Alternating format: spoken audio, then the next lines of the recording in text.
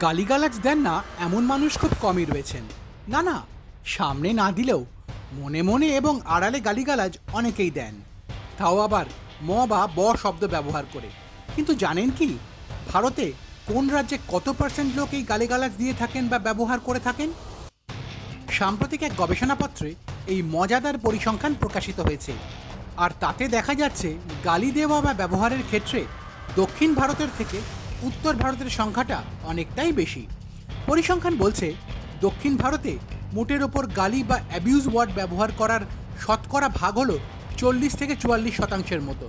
সেখানে উত্তর ভারতে শতকরা 50%-এরও বেশি মানুষ গালিগালাজ বা ওই জাতীয় শব্দ ব্যবহার করে থাকেন। দক্ষিণ ভারতের তেলেঙ্গানা এবং অন্ধ্রপ্রদেশে মাত্র 35 থেকে 38% মানুষ গালিগালাজ করে থাকেন। অন্যদিকে উত্তর ভারতের পাঞ্জাবেই 78% মানুষ গালিগালাজ ছাড়া কথাই বলতে পারেন না। গুজরাটে সেটা 64%, আর মহারাষ্ট্রে 58% মানুষ গালি শব্দ ব্যবহার করা ছাড়া কোনো রকমভাবে কথা বলতে পারেন না। আর সেভেন সিস্টার্সের মানুষ সব থেকে কম গালিগালাজ ব্যবহার করে থাকেন। অসম এবং অরুণাচল প্রদেশে মাত্র 18%, নাগাল্যান্ডে 16%, মিজোরামে 17% মানুষ কুশব্দ ব্যবহার করে থাকেন। আর সব থেকে কোন রাজ্যে গালিগালাজ, কুশব্দ বা এফ ওয়ার্ড ছাড়া মানুষ কথাই বলতে পারেন না বলুন তো?